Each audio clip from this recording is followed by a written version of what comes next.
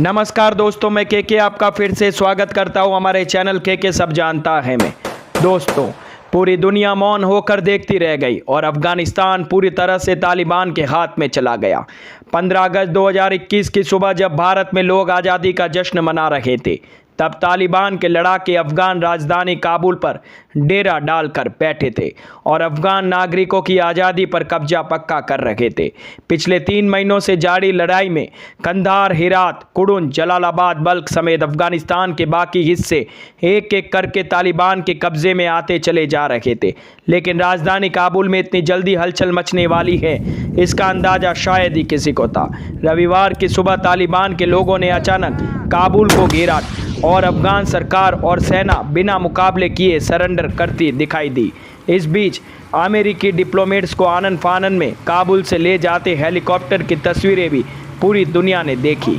Machine गनों, rocket launcher से lace Taliban लड़ाके Kabul शहर को घेरते चले गए।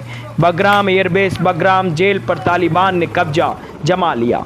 काबुल शहर के एंट्री गेट और आसपास के कई अहम इमारतों पर एक एक करके तालिबान लड़ाके कब्जाते चले गए और शाम होते होते अफगान राष्ट्रपति अशरफ गनी भी देश छोड़कर जाने की खबर भी आ गई। इसके बाद तालिबान के प्रवक्ता ने ऐलान कर दिया कि हमारे लड़ाके शहर में घुसकर कानून व्यवस्था और पुलिस चौकियों को संभालने जा रहे हैं।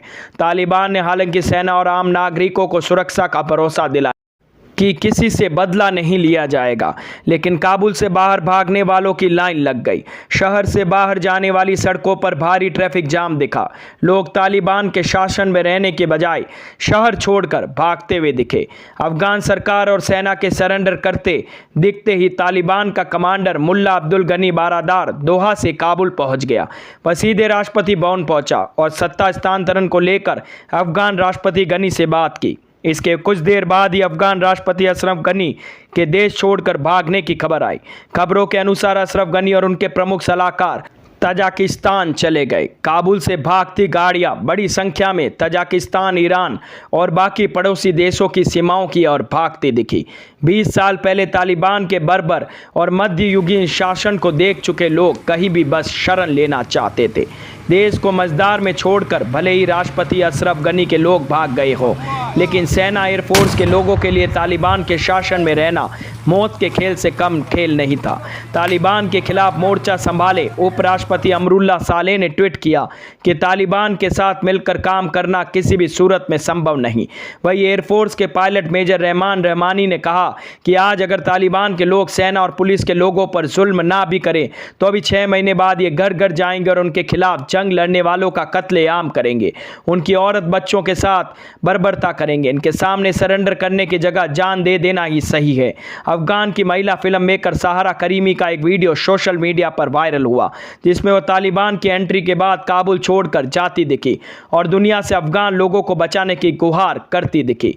इतिहास शायद ही किसी मुल्क की किस्मत में इतने अजीब और करीब तरीके से वक्त के पन्ने पलटता हो जितना अफगानिस्तान की पहाड़ी पथरीली जमीन ने देखी है। कभी रूस के समर्थन से चल रहे ज़हीर शाह के शासन में आधुनिकता की ओर बढ़ रहा अफगानिस्तान 1990 के दशक में तालिबान के मध्ययुगीन शासन को भी देख चुका है। इसके बाद 9/11 के हमले के बाद अमेरिकी और नाटो देशों की सेनाओं ने तालिबान के शासन से मुक्ति दिलाई, तो 20 साल बाद अपने पैरों पर खड़ा होना मुल्क सीख ही रहा था कि तालिबान ने फिर सिर उठा लिया। अप्रैल 2021 में अमेरिका ने ऐलान किया कि सितंबर तक उसके सैनिक लौट जाएंगे। इसके बाद तालिबान ने हमला तेज किया और आज नतीजा सबके सामने है। जहां जहां तालिबान का कब्जा होता गया, वहां फिर वही शरिया कानून, कोड़े मारने की सजा, सड़कों पर कत्लेआम और दाढ़ी बढ़ाना, संगीत सुनने और महिलाओं पर पाबंदियों जैसे मध्ययुगीन फरमानों का दौर लौटता गया। पूरे देश पर अब फिर तालिबान का कब्जा है और लोग खौफ से फिर घर बार छोड़कर पड़ोसी मुल्कों में भागने को मजबूर है। अफगानिस्तान से रूसी सैनिकों की वापसी के बाद 1990 के दशक की शुरुआत में उत्तरी पाकिस्तान में तालिबान का उबार हुआ था। पश्तो भाषा में तालिबान का मतलब होता है छात्र, खासकर ऐसे छात्र जो कट्टर इस्लामी धार्मिक शिक्षा से प्रेरित हो।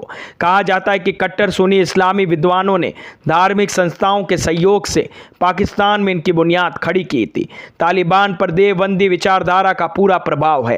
तालिबान को खड़ा करने के पीछे सऊदी अरब से आ रही आर्थिक मदद को जिम्मेदार माना गया था। शुरुआती दौर पर तालिबान ने ऐलान किया कि इस्लामी इलाकों से विदेशी शासन खत्म करना व शरिया कानून और इस्लामी राज्य स्थापित करना उनका मकसद है। शुरू में सामंतों के अत्याचार, अधिकारियों के करप्शन से आजीज जनता ने तालिबान में मसीहा देखा और कई इलाकों में कबायली लोगों ने इनका स्वागत किया, लेकिन बाद में कट्टरता ने तालिबान की ये लोकप्रियता भी खत्म कर दी।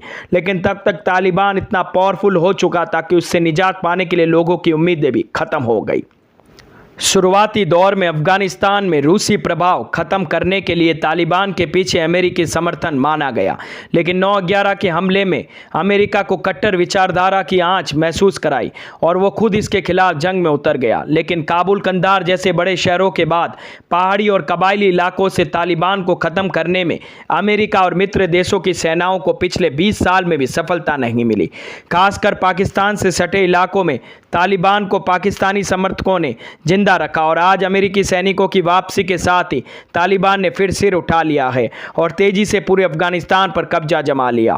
तालिबानी कट्टर धार्मिक विचारों से प्रेरित कबायली लड़ाकों का संगठन है। इसके अधिकांश लड़ाके और कमांडर पाकिस्तान, अफगानिस्तान के सीमा इलाकों में स्थित कट्टर धार्मिक संगठनों में पड़े लोग, मौलवी और कबायली गुटों के चीफ है। घोषित रूप में इनका एक ही मकसद है, पश्चिमी देशों का शासन से प्रभाव खत्म करना और देश में इस्लामी शरिया कानून की स्थापना करना। पहले मुल्ला उमर और फिर 2016 में मुल्ला मुख्तर मंसूर की अमेरिकी ड्रोन हमले में मौत के बाद से मौलवी हिबातुल्लाह अखजुंदा तालिबान का चीफ है। वह तालिबान के राजनीतिक, धार्मिक और सैन्य मामलों का सुप्रीम कमांडर है। हिब्तुल्लाह कंधार में एक मदरसा चलाता था और तालिबान की जंगी कार्रवाइयों के हक में फतवे जारी करता था। 2001 से पहले अफगानिस्तान में कायम तालिबान की हुकूमत के दौरान वह अदालतों का प्रमुख भी रहा था। इसके दौर में तालिबान ने राजनीतिक समाधान के लिए दोहा से लेकर कई विदेशी लोकेशंस पर वार्ता में भी हिस्सा लेना शुरू किया।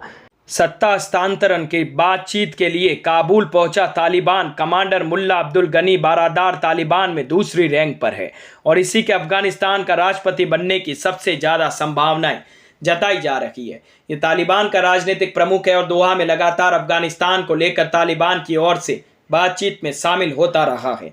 यह 1994 में बने तालिबान के 4 संस्थापक सदस्यों में से एक था और संस्थापक मुल्ला उमर का सहयोगी रहा है। यह कई लड़ाइयों को कमांड भी कर चुका है। 20 साल बाद इतना मजबूत कैसे हो गया है तालिबान? साल 2001 से शुरू हुई अमेरिकी और मित्र सेनाओं की कार्रवाई में पहले तालिबान सिर्फ पहाड़ी इलाकों तक धकेल दिया गया, लेकिन 2012 में नाटो बेस पर हमले के बाद से फिर तालिबान का उबार शुरू हुआ। 2015 में तालिबान ने सामरिक रूप से महत्वपूर्ण कुंडुज के इलाके पर कब्जा कर फिर से वापसी के संकेत दिए। यह ऐसा वक्त था जब अमेरिका में सेनाओं की वापसी की मांग जोर पकड़ रही थी। अफगानिस्तान से अमेरिका की रुचि कम होती गई और तालिबान मजबूत होता गया। इसी के साथ पाकिस्तानी आतंकी संगठनों, पाकिस्तान की सेना और ISI की खुफिया मदद से पाक सीमा से सटे इलाकों में तालिबान ने अपना बेस मजबूत किया। तो दोस्तों, कैसी लगी मेरी ये जानकारी? अगर मेरे ये वीडियोज़ आप लोगों को पसंद आते हैं तो प्लीज़ लाइक, शेयर, सब्सक्राइब करना ना भूलें और हाँ, कमेंट करना भी ना भूलें। धन्यवाद।